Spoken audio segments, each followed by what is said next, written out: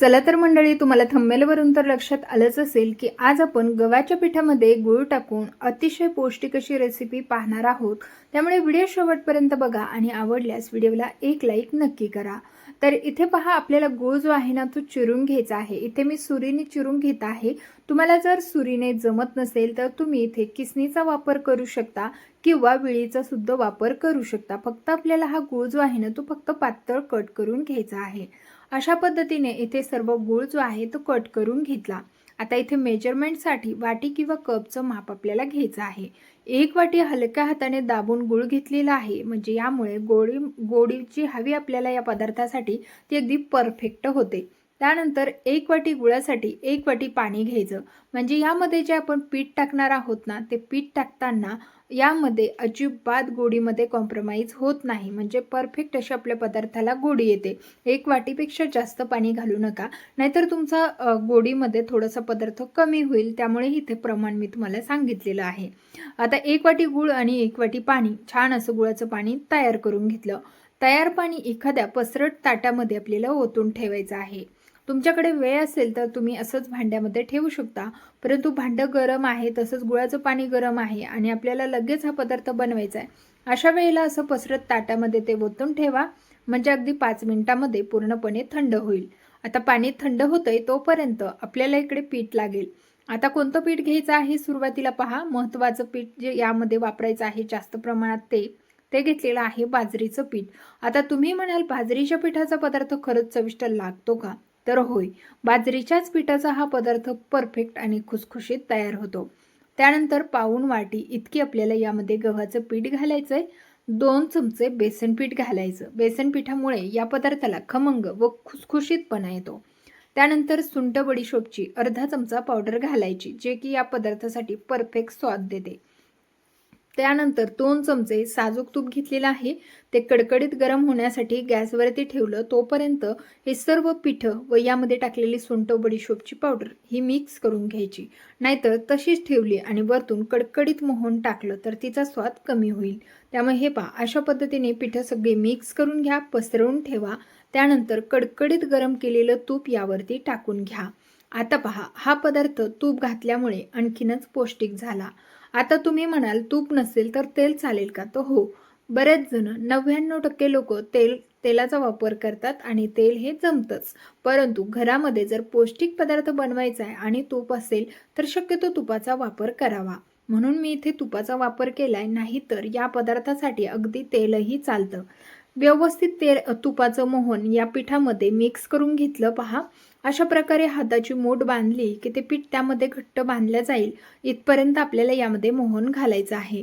जर तुमच्या पिठाची अशी मूठ बांधल्या जात नसेल तर थोडंसं तूप आणखीन गरम करा आणि त्यामध्ये ॲड करा, तेव्हा कुठे तुमचा पदार्थ अगदी खुसखुशीत तयार होईल।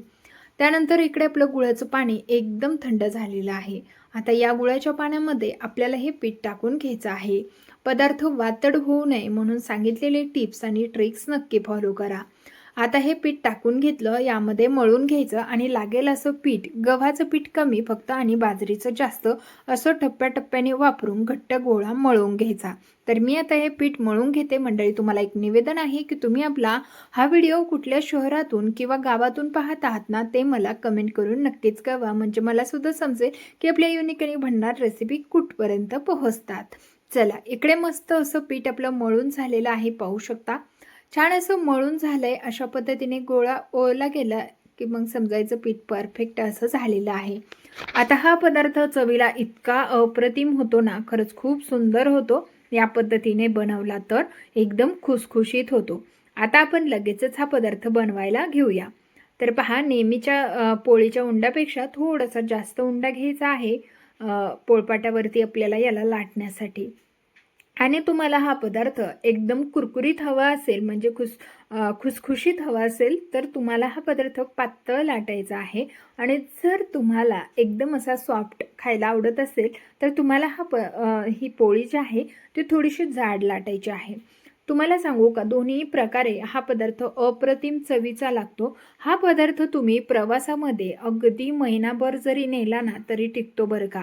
1 महिना तुम्ही हा पदार्थ प्रवासामध्ये खाऊ शकता. पोटभरीचा आहे, शिवाय पौष्टिक आहे. आता पहा, पोटभरीचा कसा आहे, गूळ आहे, गव्हाचं पीठ आहे, बाजरीचं पीठ आहे. यामुळे तुम्ही थोडा जरी हा पदार्थ खाल्ला ना तरी तुमचं पोट भरणार आहे.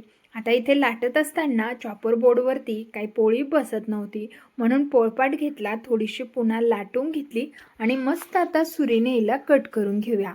तर इथे पहा, आपण बनवत आहोत कापण्या. तर या कापण्या म्हणजे आमच्या इकडे तरी बाजरीचंच पीठ वापरून बनवल्या जातात. माझं एक रिक्वेस्ट आहे की तुम्ही एकदा नक्की असं बाजरीचं पीठ वापरून ह्या कापण्या बनवून पहा. कितीही आपण बेसन पीठ आणि गव्हाच्या पिठापासून बनवलेल्या कापण्या कितीही साहित्य घालून बनवल्या तरीही त्या वातडच होतात आणि त्या एवढ्या परफेक्ट लागत नाहीत. हे पहा, बाजरीचं पीठ जरी असलं तरी ज्या पदार्थासाठी योग्य तो पदार्थ वापरला तरच तो पदार्थ चविष्ट लागतो. तसंच काहीसं या कापण्यांचं आहे. कापण्या पहिल्या म्हणजे पूर्वी काळी म्हणजे ह्या कापण्या यापासूनच बनवायचे आणि खरंच त्या चविष्ट लागतात. आणि जो तो पदार्थ ज्या त्या म्हणजे योग्य पदार्थासाठी योग्य पीठ वापरल्या गेलीच पाहिजे, म्हणून तुमच्यासोबत हा व्हिडिओ शेअर करते. तर इथे पहा, डायमंड शेपमध्ये आपण ह्या कापण्या कट करून घेतल्या, गरम तेलामध्ये सोडून घेतल्या. त्यानंतर आता मस्त खुसखुशीत अशा टम्म फुगायला लागलेल्या आहेत. आता हे सगळीकडून छान अशा तळून घ्यायच्या आहे.